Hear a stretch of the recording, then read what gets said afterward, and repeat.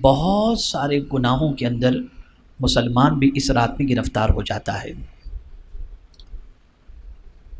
تو خواہش یہ رہی کہ کیوں نہ ایسا کیا جائے کہ شیطان گناہ کی دعوت دیتا ہے تو ہم نیکی کی دعوت دیں۔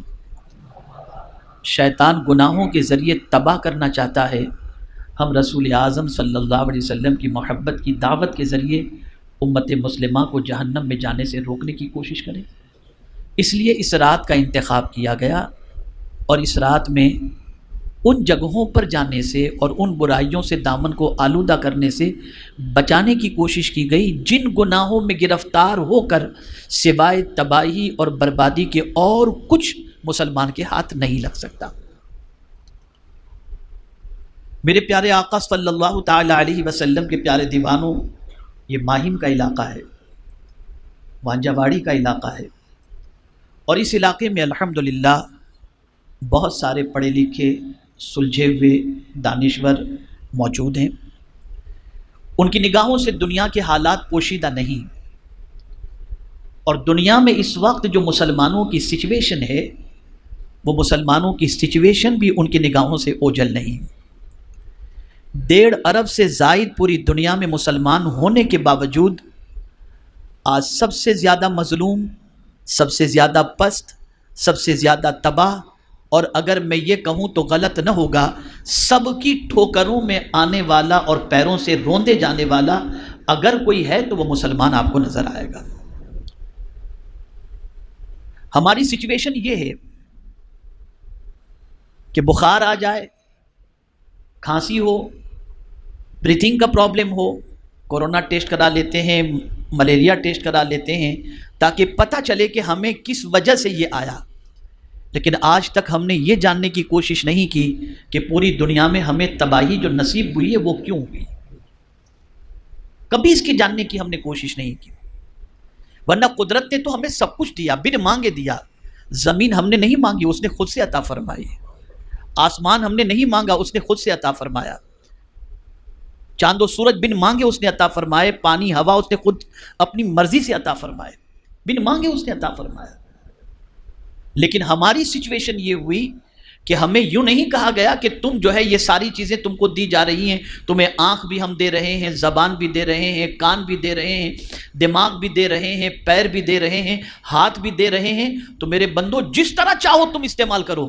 نہیں، بلکہ قانون ہمیں دیا گیا کہ میرے بندو یہ سارا مال میرا ہے، میں دے رہا ہوں، اگر میرے بتائے ہوئے طریقے پر تم استعمال کرو گے تو دنیا میں بھی تمہیں عزت ملے گی اور آخرت میں بھی تمہیں عزت نصیب ہوگی، اور اگر میرے قانون کے خلاف تم نے استعمال کیا تو تم دنیا میں بھی ذلیل ہو جاؤ گے اور آخرت میں بھی ذلیل ہو جاؤ گے۔ اب آئیے میں آپ کو بتاؤں وہ کون سا گناہ ہے جو اس وقت مسلمانوں میں نہیں پایا جاتا۔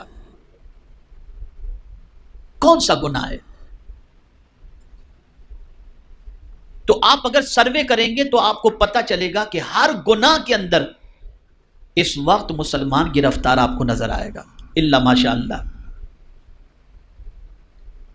آپ مجھے بتائیے، ہم پوری دنیا میں یہ ڈھنڈورا پیٹ رہے ہیں، ماتم کر رہے ہیں کہ ہم مسلمان ہیں، سچے مذہب کے ماننے والے ہیں، پھر ہمارے اوپر اتنی مصیبتیں کیوں؟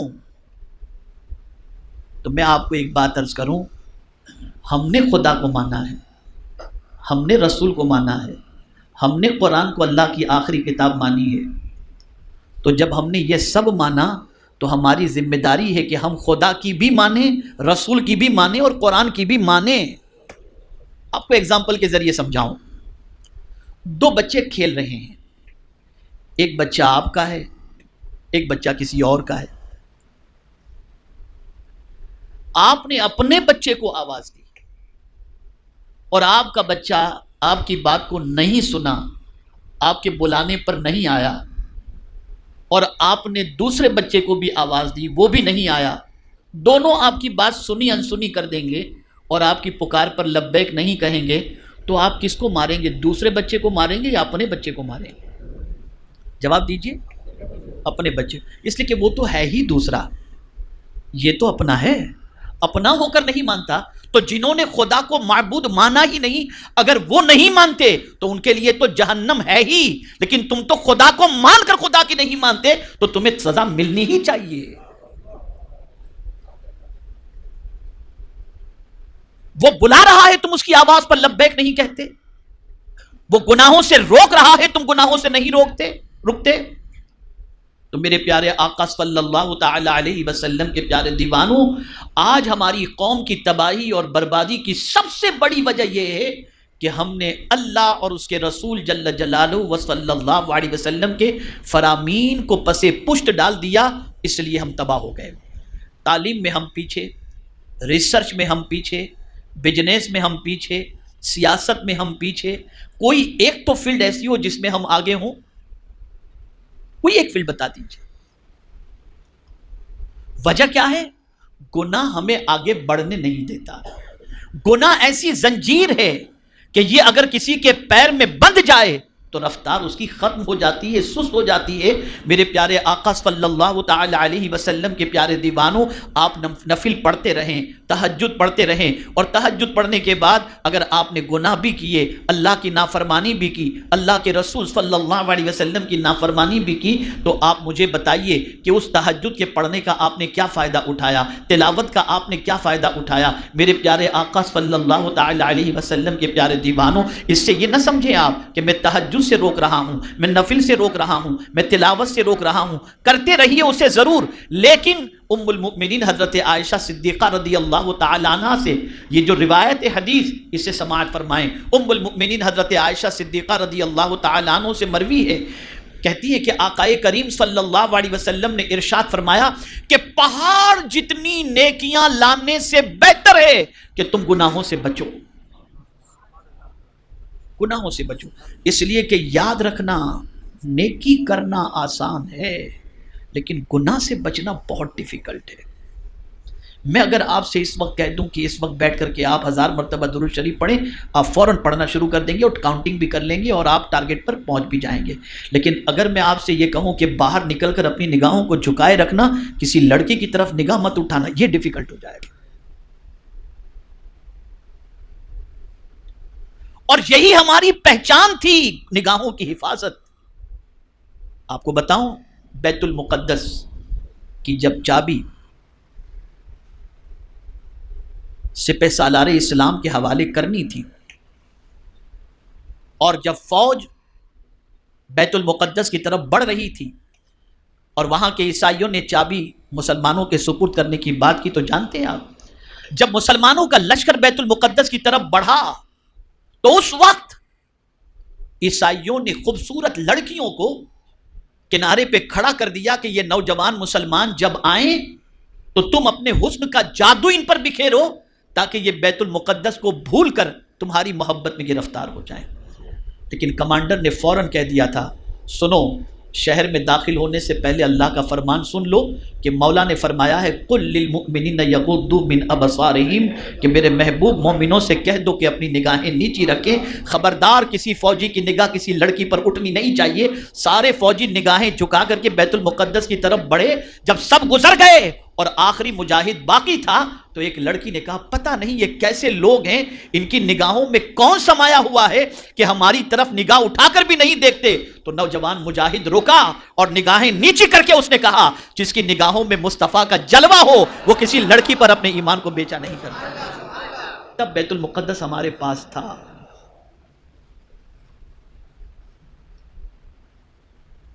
آج کہاں ہیں ہم؟ اپنے آپ کو روزانہ دل کی عدالت میں پیش کرو اور غور کرو ہم کہاں کھڑے ہیں، ہماری کیفیت کیا ہے، ہم گناہوں کے کتنے دلدادہ ہیں اور گناہوں کے کتنے شوقین ہیں۔ آج ہماری قوم کی نوجوان نسل، اللہ رحم و کرم فرمائے، ڈرگز، شراب، جوا، ایزی منی کے لیے پتہ نہیں کون کون سی حرکتیں اور کون کون سے کام کرتے ہوئے دکھائی دیتے ہیں۔ آپ ذرا سوچو، کیا یہ قوم مسلم کی آئیڈینٹی ہے؟ کیا یہ قوم مسلم کی پہچان ہے؟ آج ہمارا بچہ کالج کے اندر تعلیم کے لیے جاتا ہے، 10 تک میرٹ لسٹ میں، 12 تک کسی حد تک صحیح رہتا ہے، جہاں اس کے بعد کالج کے اندر FY میں پہنچتا ہے تو پھر رفتار سلو ہو جاتی ہے، ڈریسنگ پر توجہ، پارک پر توجہ، پکچر پر توجہ، فلرٹ پہ توجہ، بس اس میں لگ جاتا ہے اور ڈگری لانے کے ساتھ ساتھ بیوی بھی لے کر کے آ جاتا ہے۔ کیا یہ سچ نہیں؟ یہ مسکرانے کی بات نہیں ہے۔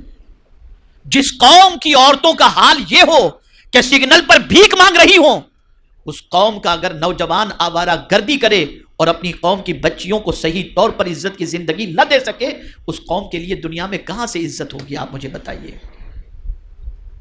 ہم نے گناہوں سے تعلق جوڑ لیا، شیطان سے رشتہ مضبوط کر لیا، اور آج تو ایسی پوزیشن ہے کہ اللہ رحم و کرم فرمائے، گناہ کر کے احساس گناہ بھی نہیں ہے، بلکہ بخاری شریف کی حدیث ہے جس کا مفہوم ہے، آقا کریم صلی اللہ علیہ وسلم ارشاد فرماتے ہیں کہ کچھ لوگ رات کے اندھیرے میں گناہ کرتے ہیں، مولا اپنے کرم سے اس پہ پردہ ڈال کے رکھتا ہے۔ رات کو وہ گناہ کرتے ہیں نا تو مولا پردہ ڈالے رکھتا ہے، لیکن وہ صبح اٹھ کر اپنے دوستوں سے تذکرہ کرتے ہیں، میں نے رات میں یہ گناہ کیا، پھر پروردگار ان پر عذاب مسلط فرما دیتا ہے۔ کیا آج ہماری قوم کے نوجوانوں کی یہ سچویشن نہیں ہے؟ کیا اپنے دوستوں سے اپنے گناہوں کا تذکرہ نہیں کرتے؟ اے رسول اعظم صلی اللہ تعالی علیہ وسلم کے دیوانوں، ہمیں اگر آج تباہی اور بربادی کے دانے پر کسی چیز نے پہنچایا ہے تو وہ گناہ نے پہنچایا ہے۔ اور سن لو، اگر آپ یہ چاہتے ہو کہ اللہ مصیبتوں کے بادل دور فرما دے اور پریشانیوں کے دلدل سے نکال دے، اگر آپ اوراد و وظائف نہیں کرتے، کوئی بات نہیں، گناہ سے زیادہ بچو، اللہ مصیبتوں کو دور فرما دے گا، پھر کوئی بھی عزت عطا فرما دے گا، پھر کھویا ہوا وقار عطا فرما دے گا۔ یہ جملہ ہمیشہ کے لیے ذہن میں محفوظ کر لو۔ میں یہاں پر ینگسٹرز کی ایک بڑی تعداد دیکھ رہا ہوں اور اسٹوڈنٹس کی بھی تعداد دیکھ رہا ہوں، تو میں آپ کو بتاؤں، میرا یہ جملہ اگر کہیں نوٹ کر سکتے ہو تو نوٹ کر لینا، گناہ میں لذت ہے، عزت نہیں۔ گناہ میں لذت ہے، عزت نہیں۔ دوسری چیز، دوسرا جملہ، اور وہ یہ ہے کہ گناہ کرنے سے انسان بزدل ہو جاتا ہے اور نیکی کرنے سے انسان طاقتور بن جاتا ہے۔ ہماری بزدلی کی وجہ ہمارے گناہ ہیں۔ اولیاء کرام علیہم الرضوان خود غریب نواز ہندوستان کی سرزمین پر تشریف لائے، کوئی فوج نہیں، لیکن اتنی طاقت، اتنی دھمک کہ کوئی اٹھانے کی جسارت نہیں کر سکتا۔ کیا چیز تھی یہ طاقت؟ کہاں سے آئی؟ کیا اسلحے لے کر آئے تھے؟ ٹمبم لے کر آئے تھے؟ فوج لے کر آئے تھے؟ نہیں، وہ نیکی کی طاقت تھی اور اپنے رب پر کامل بھروسہ تھا کہ میرے کریم نے فرمایا ان تنصروا اللہ ینصرکم، اگر تم اللہ کے دین کی مدد کرو گے اللہ تمہاری مدد کرے گا، ان ینصرکم اللہ فلا غالب لکم، اور اگر اللہ تمہاری مدد فرمائے تو پھر تم پر کوئی غالب نہیں آ سکتا۔ تو ہمیں گناہ نے بزدل کر دیا، گناہ کی وجہ سے ہمارا کانفیڈنس فنش ہو گیا۔ اس لیے جب کبھی کوئی تکلیف آتی ہے ہم فوراً کہتے ہیں فلاں گناہ کی وجہ سے یہ پریشانی آئی ہے، اللہ ہمارے گناہوں کو معاف فرمائے، اس طریقے سے ہم دعائیں کرتے ہیں، فوراً ہمارا ضمیر ہمیں آواز دیتا ہے۔ میرے پیارے آقا صلی اللہ تعالی علیہ وسلم کے پیارے کے دیوانوں، کہاں گناہ کرو گے؟ کس جگہ جا کر گناہ کرو گے؟ چھپ کر؟ ماں سے، باپ سے، سوسائٹی سے، سرمایہ داروں سے، رشتہ داروں سے، معزز لوگوں سے؟ کس سے چھپ کر؟ ان لوگوں سے چھپ کر۔ لیکن میرے کریم سے تو نہیں چھپ سکتے نا، اس سے تو دل کے حالات بھی وہ جانتا ہے، اس سے تو دل کے حالات بھی چھپے ہوئے نہیں۔ مجھے حیرت ہوتی ہے، انسان سے تو انسان شرماتا ہے، خدا سے انسان نہیں شرماتا۔ اس کی شرم ختم ہو گئی، اس کا ڈر ختم ہو گیا۔ ایک صحابی میرے آقا صلی اللہ علیہ وسلم کی بارگاہ میں حاضر آئے اور عرض کرنے لگے، یا رسول اللہ صلی اللہ تعالی علیہ وسلم، مجھ سے بے پناہ گناہ ہو گئے، کیا میرا مولا میرے گناہوں کو معاف فرما دے گا؟ آقا کریم صلی اللہ علیہ وسلم نے فرمایا، ہاں ضرور، تم سچی توبہ کر لو، اللہ گناہوں کو معاف فرما دے گا۔ اب ان کا سوال سنیے، آگے وہ سوال کرتے ہیں، یا رسول اللہ صلی اللہ تعالی علیہ وسلم، کیا مجھے گناہ کرتے میرے رب نے دیکھ لیا؟ سرکار نے فرمایا، ہاں، اتنا سننا تھا کہ لرز گئے، میں اپنے رب کو کیا منہ دکھاؤں گا، اور ایسی کپکپی طاری ہوئی کہ جسم سے روح فوراً نکل گئی۔ اب یہاں ایک واقعہ عرض کرتا ہوں، چونکہ حالات کے اعتبار سے اور قانون کے اعتبار سے میں زیادہ وقت نہیں لے سکتا اور مختصر میں آپ کو گفتگو کو سمجھنے کی کوشش کرتا ہوں. سنیے. ایک بزرگ نے اپنے بیٹے سے فرمایا کہ بیٹے دن بھر میں جتنے بھی کام تو کر ڈائری میں نوٹ کر لے، چاہے اچھا کر چاہے برا کر، اور رات کو دن بھر کے سارے کام مجھے پڑھ کر کے سنا دینا. بچے نے کہا ٹھیک ہے. اب ظاہر سی بات ہے کہ دن بھر کے اچھے کاموں کے ساتھ کچھ نہ کچھ چھوٹی موٹی باتیں بھی ایسی ہو جاتی ہیں جو اللہ والوں کے نزدیک گناہ میں شامل ہوتی ہے، لیکن اسے بھی اس بچے نے نوٹ کر لیا. لیکن جب جیسے جیسے مغرب کا وقت آتا گیا گھبراہٹ شروع ہو گئی کہ میں اپنے باپ کے سامنے اپنے گناہ پڑھ کر کے کیسے سناؤں گا. رات ہوئی، باپ نے بلایا، بیٹے سب نوٹ کیے؟ ہاں ابا میں نے نوٹ کیا. اچھا بیٹے آج دن بھر کی ساری باتیں پڑھ کر کے سناؤ. آنکھوں سے آنسو نکلنے شروع ہو گئے. ابا میں اس کی ہمت نہیں رکھتا، میرے سے کچھ نیکیاں بھی ہوئی ہیں اور کچھ غلطیاں بھی ہوئی ہیں. ابا میں اپنی غلطیوں کو آپ کے سامنے پڑھ کر سنانے کی طاقت نہیں رکھ سکتا، اور ہاتھ جوڑ کے ابا عرض کرتا ہوں آئندہ مجھ پر یہ رسپانسبلٹی نہ ڈالیں کہ میں دن بھر کی ساری باتیں لکھ لوں. اب بزرگ کا جواب سنیے. ارشاد فرماتے ہیں بیٹے میں نے تو صرف تیری تربیت کے لیے یہ تجھے ایک دن کے بارے میں بتایا تھا کہ آج کے دن میں تو جتنی نیکیاں کر، جو گناہ ہو سب چیزیں نوٹ کر لینا اور رات کو مجھے سنا دینا. بیٹا تو سوچ کہ ایک دن میں چند گناہ جو تجھ سے ہوئے تو تیرے باپ کے سامنے نہیں سنا سکتا، زندگی کے سارے گناہ خدا کے سامنے تو کیسے سنا سکے گا؟ اس لیے کہ قیامت میں پروردگار فرمائے گا اقرا کتابک، اپنا اعمال نامہ پڑھ. تو اپنے رب کے سامنے کیسے سنا پائے گا؟ میں پوچھنا چاہتا ہوں کیا کبھی یہ تصور بھی ہمارے ذہن میں آیا؟ اور اگر کوئی یہ سمجھتا ہو یہ مجھے کام آئے گا وہ مجھے کام آئے گا، کیا کورونا نے آپ کو نہیں بتایا کہ کون کس کے کام آئے گا؟ بھائی اگر کورونا ڈیٹیکٹ ہو گیا تو بھائی پوچھنے جانے کے لیے تیار نہیں کہ کہیں کورونا چپک نہ جائے. میتوں کو دفنانے کے لیے جانے کو تیار نہیں، چہرہ دیکھنے کے لیے تیار نہیں.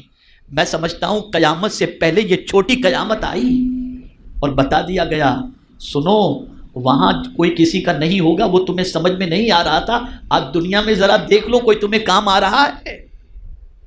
اگر آج بھی ہماری آنکھیں نہیں کھلتی تو میں سمجھتا ہوں کہ تباہی اور بربادی سے دنیا کی کوئی طاقت ہمیں روک نہیں سکتی، کوئی طاقت ہمیں نہیں روک سکتی. اب آخری بات عرض کرتا ہوں، یہ بھی ایسی بات ہے کہ اگر اس بات کو آپ نے زندگی کا دستور بنا لیا تو انشاءاللہ العظیم آپ کو ہر موقع پر یہ ضابطہ، یہ قاعدہ، یہ دستور ایسی رہنمائی کا کام دے گا کہ انشاءاللہ اس سے دنیا بھی سنور جائے گی اور آخرت بھی سنور جائے گی. ایک مرتبہ درود شریف پڑھیں. اللہم صلی علی سیدنا و مولانا محمد معدن الجود والکرم وآلہ وصحبہ وبارک وسلم. بہت غور سے سنیے گا. اگر پوری گفتگو آپ کے دماغ میں، خاص طور پر یوتھ اور اسٹوڈنٹس خاص طور پر سنیں، سب کے لیے ہے لیکن یہ بات خاص طور پر سنیں کہ آپ کے دماغ میں میری پوری گفتگو رہے یا نہ رہے، یہ ضابطہ، یہ فارمولا، یہ قانون ہمیشہ کے لیے ذہن میں محفوظ کر لو. جب کبھی آپ کو کوئی فیصلہ کرنا ہو تو عقل سے فیصلہ مت کرنا، ایمان سے فیصلہ کرنا. میں ایگزامپل دوں گا آپ کو. عقل سے فیصلہ مت کرنا، ایمان سے فیصلہ کرنا. ایگزامپل دیتا ہوں. آپ کے پاس 10,000 روپے ہیں، کوئی ضرورت مند نے آپ سے مانگا، آپ سے اس نے تقاضا کیا کہ 8,000 کی مجھے ضرورت ہے. عقل کہتی ہے کہ 8,000 دے گا تو تیرے پیسے کم ہو جائیں گے. عقل کہتی ہے 8,000 دے گا تیرے پیسے کم ہو جائیں گے. ایمان کہتا ہے 1 کا 10 گنا تیرا مولا تجھے عطا فرمائے گا. تو جب کبھی فیصلے کا وقت ہو تو عقل سے نہیں ایمان سے فیصلہ کرو. اور یہ بات خاص طور پر ذہن میں رکھیں کہ عقل کہے گناہ کا چانس ہے چھوڑنا مت، ایمان کہتا ہے رک جا تجھے جنت میں باغ و بہار نصیب ہوں گے. ایمان کے فیصلے کو فوقیت دو، عقل کے فیصلے کو چھوڑ دو. جب یہ کیفیت بن جائے گی تو پھر آپ یاد رکھیں کہیں سے بھی گزریں گے مولا کی نصرت شامل حال ہوگی۔ اس لیے یاد رکھیں چھوٹے سے چھوٹے گناہ سے بھی بچنے کی کوشش کریں، اور اسی کے ساتھ ساتھ اللہ عز و جل اور اس کے رسول صلی اللہ علیہ وسلم کی اطاعت کی طرف اپنے قدم کو بڑھائیں۔ میں پھر ایک مرتبہ آپ سے عرض کرتا ہوں، آپ رات بھر وظیفہ نہیں پڑھ سکتے، کوئی بات نہیں۔ آپ کثرت سے قرآن شریف کی تلاوت نہیں کر سکتے، کوئی بات نہیں۔ آپ بس اتنا کریں، اللہ نے جو فرض آپ پر کیا ہے وہ فرض عبادت کریں، اور چھوٹے سے چھوٹے گناہ سے بھی بچنے کی کوشش کریں۔ پھر آپ دیکھیے اللہ آپ کے دل کو سکون سے نہ بھر دے تو مجھے کہیے گا، آپ کے دل میں اطمینان رہے گا، مطمئن ہو کر آپ اپنی زندگی گزاریں گے، پرسکون اپنی زندگی گزاریں گے۔ میرے پیارے آقا صلی اللہ علیہ وسلم کے پیارے دیوانوں، یہ ٹاپک تفصیل طلب ہے، میں نے تو تمہید ہی کے اندر گفتگو مکمل کر لی، چونکہ آپ بھی جانتے ہیں میں بھی جانتا ہوں کہ وقت ہمیں اجازت نہیں دیتا کہ ہم زیادہ دیر تک گفتگو کر سکیں، اور خاص طور پر یہ ذہن میں رکھیں کہ آج ایک سبق سیکھ کر کے جائیں کہ چھوٹے سے چھوٹے گناہ سے بھی بچنے کی کوشش کریں گے انشاءاللہ۔ بس سوچیے کہ بڑے بڑے گناہ، چھوٹے سے چھوٹے گناہ سے بھی، اس لیے کہ چھوٹے گناہ کے حوالے سے میں بتاؤں، صوفیاء کرام فرماتے ہیں چھوٹے گناہ ہی بڑے گناہ کی طرف لے جاتے ہیں۔ اس کی مثال انہوں نے دی ہے، انہوں نے کہا آدمی پہلے کسی لڑکی کو بوسہ لیتا ہے، پھر اس کے بعد زنا کی طرف بڑھتا ہے، یہ بتایا گیا، پہلے یہاں تک ہوتا ہے پھر آگے بڑھ جاتا ہے، تو چھوٹے سے بھی بچو۔ اس کی مثال صوفیاء کرام دوسرے انداز میں یوں دیتے ہیں کہ بارش اگر برس رہی ہے اور راستے میں چیکڑ ہے، آپ اپنا دامن بچا کر چلتے ہیں کہ کہیں کوئی دامن پر چھینٹا نہ اڑ جائے، لیکن جب آپ چلتے ہیں اور 10-15 چھینٹے جب لگ جاتے ہیں تو دامن کو چھوڑ دیتے ہیں، اب اتنا تو ہو گیا نا، اور ہو جانے دیجئے، کیا فرق پڑتا ہے۔ تو ایسے ہی جب چھوٹے گناہ کریں گے تو یہی چھوٹے گناہ بڑے گناہ کی دہلیز پر لے جائیں گے۔ تو سب سے پہلے اس چیز کی ہم نے کوشش کرنی ہے کہ ہم گناہ سے بچیں، اللہ کی نافرمانی سے بچیں، اور قرآن نے فرما دیا ان تجتنبوا کبائر ما تنہون عنہ نکفر عنکم سیئاتکم وندخلکم مدخلا کریما۔ اگر تم کبیرہ گناہوں سے بھی اپنے آپ کو بچاتے رہے تو اللہ تمہارے چھوٹے گناہوں کو معاف فرما دے گا، اور اللہ فرماتا ہے وندخلکم مدخلا کریما، اور ہم تم کو عزت والے گھر میں داخل کر دیں گے، اور وہ عزت والا گھر ہے جنت۔ اور سن لو، نیکی کرنے کے عوض میں ایک جنت ملتی ہے، اور گناہ سے بچنے کے عوض میں اللہ 2 جنتیں عطا فرماتا ہے۔ وَلِمَنْ خَافَ مَقَامَ رَبِّهِ جَنَّتَانِ، یہ قرآن مقدس کی آیت کریمہ ہے۔ اللہ عز و جل صرف 31st نائٹ ہی کو نہیں بلکہ 24 گھنٹے میں ہمیشہ اپنی زندگی کے اندر ہمیں اپنے دامن کو گناہوں سے بچانے کی توفیق نصیب فرمائے۔ ہم کمزور ہیں، شیطان اور نفس ہمیں ورغلاتے رہتے ہیں، اللہ اپنے حبیب صلی اللہ علیہ وسلم کے صدق و طفیل ہمیں گناہوں سے بچنے میں مدد فرمائے، توفیق عطا فرمائے اور اپنی پناہ عطا فرمائے۔ آخر میں ایک عمل بتا دوں کہ جو شخص روزانہ صبح کو 10 مرتبہ سورہ اخلاص کی تلاوت کرے اور اس پر جو ہے اس تلاوت کرنے کے بعد نکلے، اللہ تعالیٰ اپنے حبیب کے صدق و طفیل اور سورہ اخلاص کے صدق و طفیل شیطانی شرارتوں سے اس کی حفاظت فرمائے۔